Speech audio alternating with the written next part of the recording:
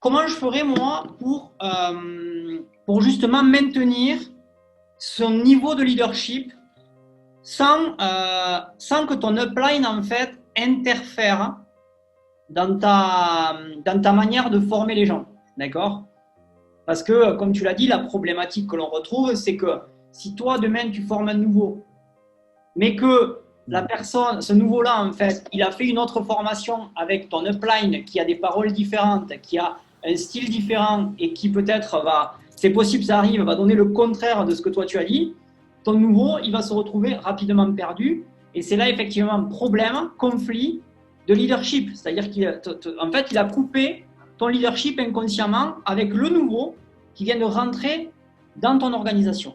Alors, pour ça, en fait, il y a plusieurs points qu'il faut prendre en compte. C'est déjà, en fait, toi, tu dois devenir un marketeur de réseau, il doit être un excellent recruteur. D'accord? Et toi, tu vas te référer à une seule chose quand tu t'adresses aux gens, c'est tout simplement t'adresser uniquement aux gens que toi, tu as parrainés. Moi, c'est comme ça que je ferai. Tu vas voir c'est comme ça que je fais. Donc, c'est comme ça que je fais. Et tu vas voir comment on peut rendre un système ultra productif et sans couper le leadership, en fait, sans couper ton leadership, ni couper le leadership de la personne que tu as parrainée, qui va aussi avoir le sien, d'accord? Et que finalement, il y a une bonne entente entre tous. Mais à un moment donné, il faut qu'il y en ait un qui prenne l'initiative. Et heureusement qu'il fait partie maintenant de l'académie, parce que concrètement, eh bien, la chose que tu vas apprendre à faire avec moi, c'est créer déjà ton propre espace membre de formation, d'accord? Au-delà de ce que ta compagnie a, et c'est très bien, tu vas même te servir de certains points de ta compagnie, mais déjà, toi, comme entrepreneur, tu dois avoir ton propre espace membre de formation où quand tu vas recruter quelqu'un, tu dois de suite le mettre sur cet espace de membre de formation qui va lui donner les premières étapes à remplir. D'accord? Et bien sûr, quand lui aussi, il va arriver à la partie « je crée une équipe », et bien là, tu vas lui expliquer, maintenant, il est temps, toi aussi, de prendre ton leadership et également, toi aussi, de créer ton propre espace membre de formation. Je vais t'apprendre à le faire, d'accord? Pour que toi aussi, quand un nouveau va démarrer dans ton organisation, il soit formé par tes souhaits, d'accord? L'idée également de cet espace membre que tu vas avoir, c'est pour aussi automatiser un petit peu ta formation, parce que toi, en tant qu'upline, ok, souvent on veut passer du temps. Tu vois, on a fait tout un coaching aujourd'hui où tu m'as expliqué un petit peu la manière de faire avec un nouveau. Tu passes quand même du temps avec un nouveau, on est d'accord? C'est vrai que c'est quand même beaucoup de temps passé. Ouais. Okay. Moi, en fait, ma manière de faire pour avoir une bonne duplication et pour avoir un super leadership, c'est déjà un nouveau, il rentre, je vais l'intégrer dans cette plateforme de formation et je vais juste lui donner des devoirs à faire. Ça va aussi me permettre de déterminer son niveau de motivation et bien sûr, c'est de voir les étapes qu'il aura remplies. Bien sûr, pendant ce laps de temps de formation, d'accord, il va pouvoir me solliciter s'il a besoin d'ajustement ou quoi que ce soit, s'il y a des choses qu'il n'a pas compris, ok? Mais quand je t'intègre, imaginons que je t'intègre, tu es nouveau dans mon équipe, je te mets de suite, tout simplement, dans mon espace membre, ok? Et je te dis, voilà Gilles, il y a quelques étapes à mettre en place, d'accord? Quelques devoirs à faire pour passer à la prochaine étape. Donc, tu vas faire, dans l'espace membre de formation, il y a l'étape 1, l'étape 2, l'étape 3, l'étape 4 et l'étape 5.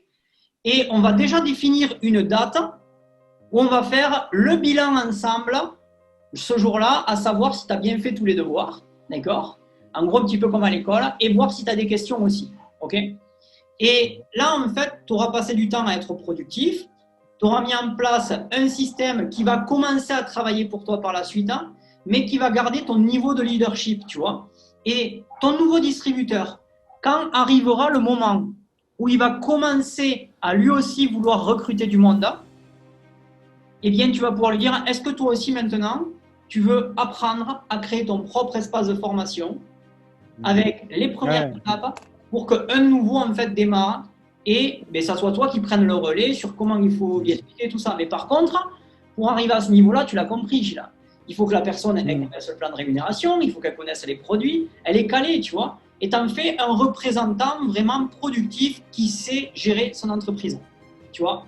Ouais. Alors par contre, oui.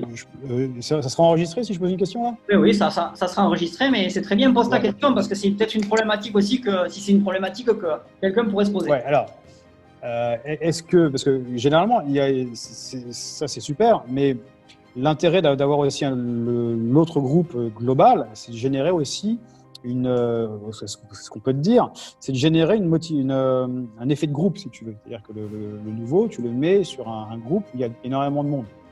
Alors ça, c'est très bien ce que tu dis. Tu peux avoir ce style de groupe, mais ce style de groupe ne doit pas interférer sur le leadership de chaque distributeur.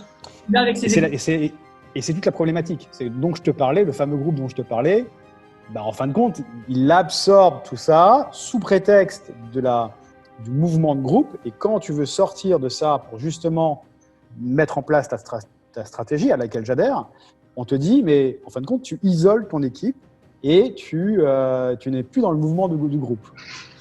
Et ça, c'est difficile de faire comprendre. Alors, je peux dire que non, on n'est pas en train d'isoler, on est en train de se former et on est en train de créer son leadership.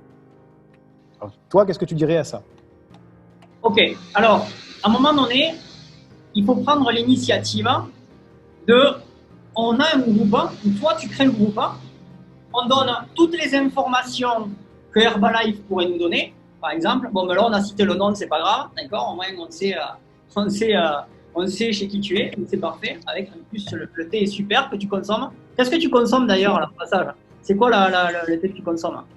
C'est du thé citron avec de l'aloe mangue. Tu vois? Thé citron avec l'aloe mangue. Waouh! Là, c'est bien. Donc, ça, c'est un super thé. Comme ça, on en fait la promotion pour ceux qui regardent. D'accord. Donc, mais l'idée, en fait, c'est quoi? L'idée, c'est que. À un moment donné, il faut qu'il y en ait un qui prenne l'initiative et dire moi, je vais créer un groupe où je donne plein d'informations dessus, que ce soit sur les produits, les services de la société, enfin bref, tout ce que fait la société, peut-être les événements. On met tous les nouveaux dessus, mais et on peut mettre de temps en temps des vidéos de développement personnel pour motiver les gens, tu vois. Mais en aucun cas, en fait, je vais le répéter, mais il ne faut pas que, par exemple, tu prennes le dessus en reconnaissant en faisant la reconnaissance de quelqu'un, en faisant de la compétition avec d'autres personnes, tu vois. Pourquoi? Parce qu'effectivement, en faisant ça, tu vas couper le leadership de chaque distributeur qui aurait mis du monde sur dessus. En fait, si tu dois créer un groupe, ça doit être un groupe d'information, un canal privé, d'accord? Et on est bien d'accord. Moi, c'est comme ça que je le ferai. Ok? On est bien d'accord. Tu as répondu à ta question? Je te suis là-dessus. Tu as répondu à ma question. Bon, super.